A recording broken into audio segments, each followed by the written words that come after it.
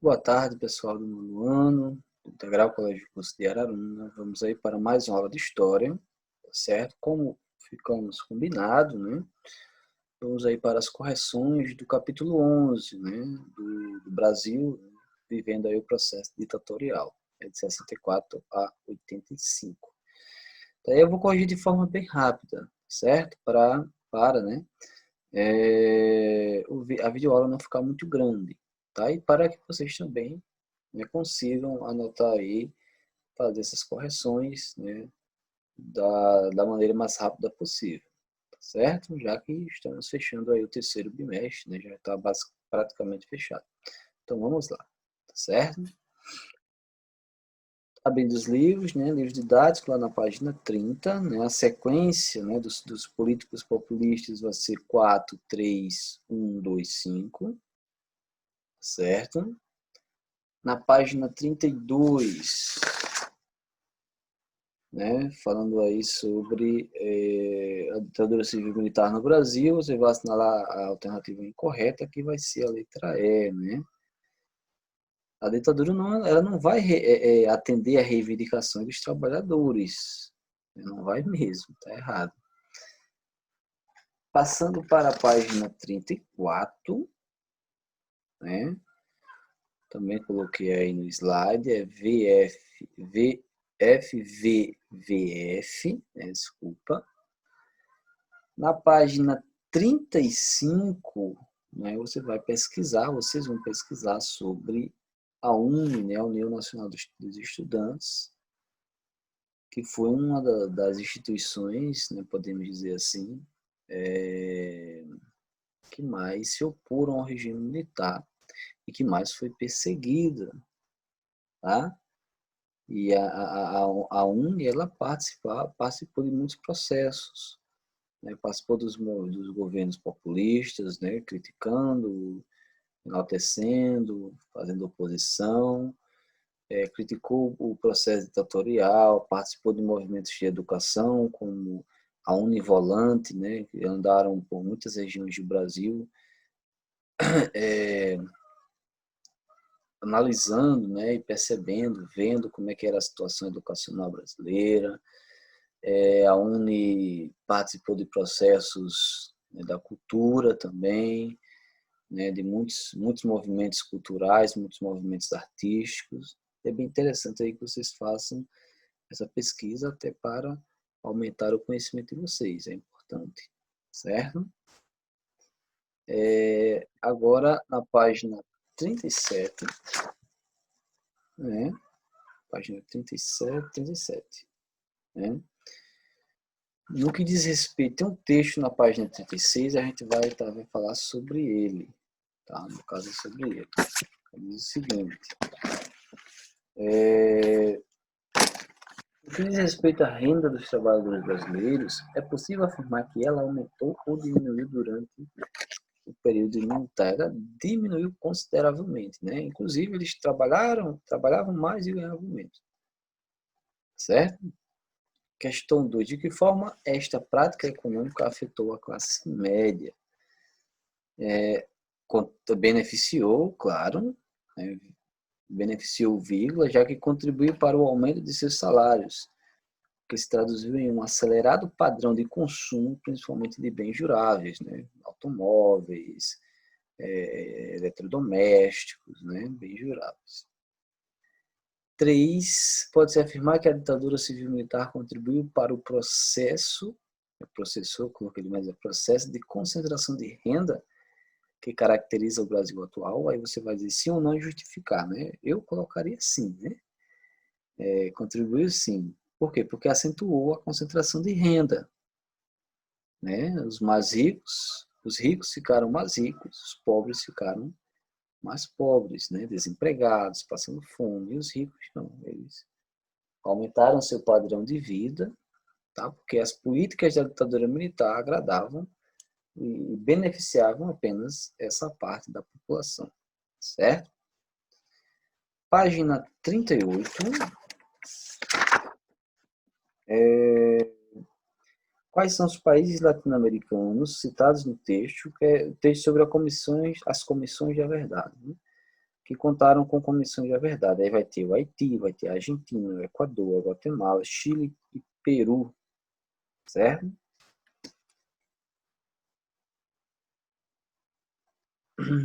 O Brasil não é citado, tá, pessoal? Porque o Brasil começa em 2012, a Comissão da Verdade. Esse texto não diz de quando é. Ele foi acessado em 2018, não quer dizer que ele seja de 2018. Ele é anterior a 2012, no caso. Questão 2, de acordo com o texto, por que essas comissões são formadas? Né? Qual o objetivo delas? Estabelecer um amplo cenário dos acontecimentos ocorridos durante o período de repressão política. Ou seja, essas comissões são formadas para analisar como é que se deu aquele processo, certo? Como é que se deu aquele processo ditatorial na Argentina, no Chile, que estudamos? Como é que se deu esse processo ditatorial no Brasil? O que é que aconteceu nele? Né? E aí eles vão debatendo, né? Vão esclarecendo eventos obscuros, pessoas que ficaram desaparecidas, né? Se houve tortura, como é que foi essa repressão política, essa censura. Então, essas equipes, né, de comissão de verdade são formadas justamente para isso, e principalmente para isso. Tá? Questão 3, como o trabalho é realizado por esses órgãos e como beneficia as sociedades em que é estabelecido. E aí eles vão colher depoimentos, testemunhas, eles vão investigar, fazer pesquisas, eles vão atrás de documentos, né, públicos e privados. Tá? E a história, a finalidade é a que eu já falei, né? Conhecer, né, a história desses países durante o período de regime militar, tá? E torná-los públicos para que as próximas gerações elas entendam. Né? Uma grande crítica à sociedade brasileira hoje é porque nunca fizeram um museu, né, dos documentos, das imagens, das fotos, né, para que as pessoas visitem esses museus e para que a nossa sociedade ela não esqueça o que foi a ditadura militar do Brasil. Né, mas, infelizmente, isso não aconteceu, até agora não aconteceu.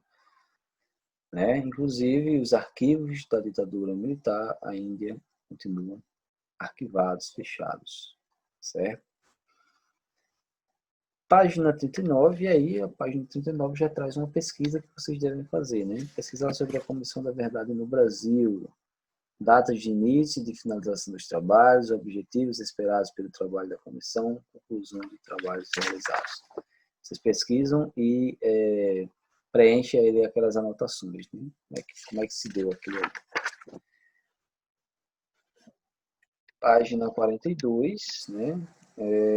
Letra 1, letra B, 2, letra D, 3, letra C, 4, letra C, 5. Como tal objetivo impactou os quilombolas e os indígenas, né? Que fala sobre a ocupação de terras e tudo mais, né? Sofreram, no caso da letra A, sofreram grande abandono, vírgula, desrespeito e violência de diversas ordens dos governos em todas as suas instâncias. Abre parênteses, federal, vírgula, estadual e municipal. Ponto. Suas terras foram invadidas e seus indivíduos foram vistos como obstáculos ao desenvolvimento do país. Foi no momento da ditadura militar que, né, o cerco apertou para os indígenas, muitas terras invadidas, muitos conflitos que aconteceram, tá? Cultura que foram rechaçadas, que foram marginalizadas e tudo mais. Letra B, cite algumas alternativas de luta desses grupos em defesa de suas terras culturais, tanto os indígenas como os quilombolas, né? Vocês colocam na letra B. Eles buscavam se organizar a fim de ter suas demandas ouvidas e reconhecidas. Tá? E aí, por exemplo, os negros, né, os quilombolas, podemos dizer assim, o movimento negro unificado, né, lutando ali por educação, por melhores direitos, contra o fim do preconceito, contra o fim do racismo. Certo? E aí vamos lá para o livro de atividades. Tá? Questão 1 é letra C. Questão 2, né? Tem a tirinha aí, né, da turma da Mônica. Pai, o que é a censura? Bem, e aí ele se cala. Fica tudo preto, né? A fala dele. E o que é censura? A ação de controlar, letra A, né? A ação de controlar qualquer tipo de informação. Censura é isso. Controle de qualquer tipo de informação. Por que a fala do pai da personagem Mônica parece ilegível? Porque ela foi censurada, certo? E aí a tirinha ela vai ironizar isso, né? Ela vai, de forma cômica, mostrar como é a censura, ou como ela foi, ou como ela pode ser ainda. Letra C, como a tirinha pode ser relacionada ao período da ditadura civil-militar brasileira? Como é que ela se relaciona? Porque era uma das principais críticas dos opositores contra o regime militar no Brasil, era a censura, né?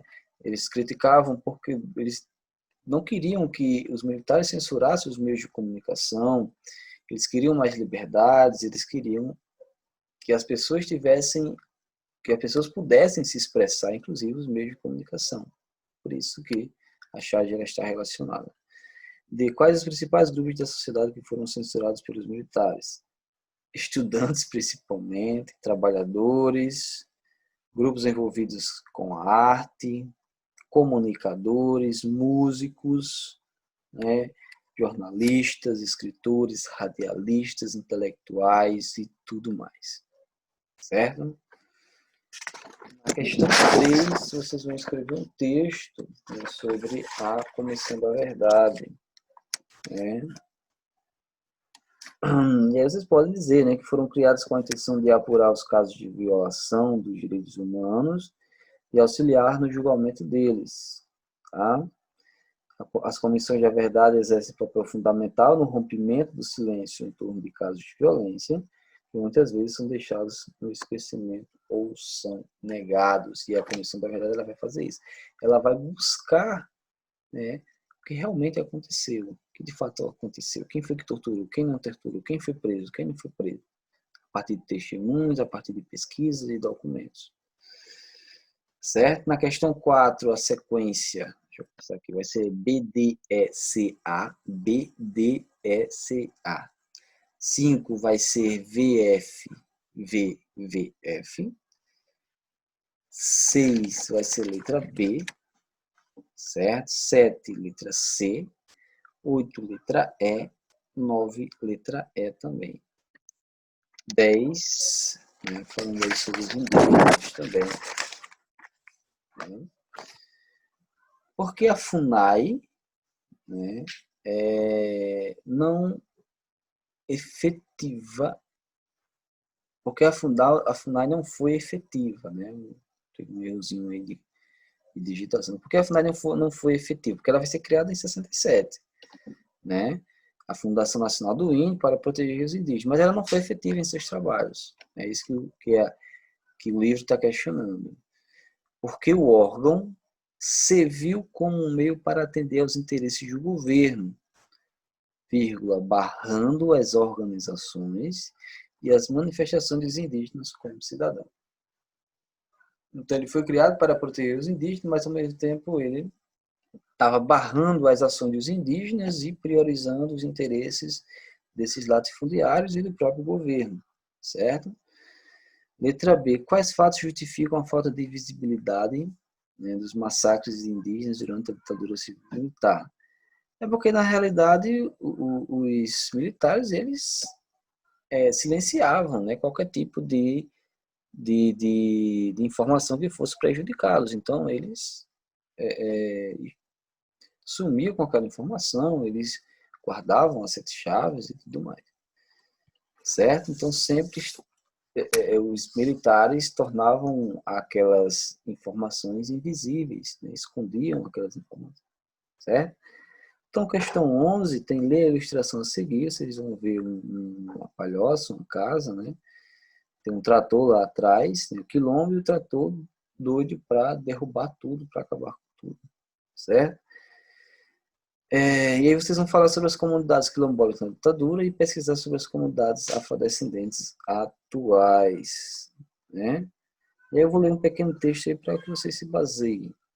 Durante a ditadura, vírgula, o crescimento industrial gerou uma busca cada vez maior por terras produtivas, que afetou diretamente as comunidades indígenas quilombolas.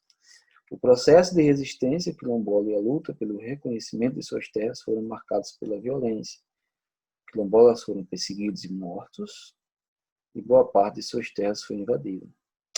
Na coleta de informações, esperamos aí que vocês apontem essas questões, né?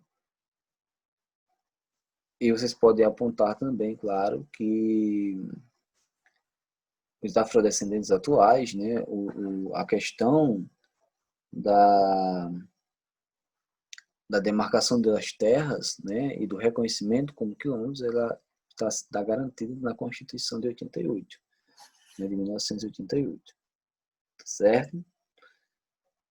E vocês vão produzindo, ok?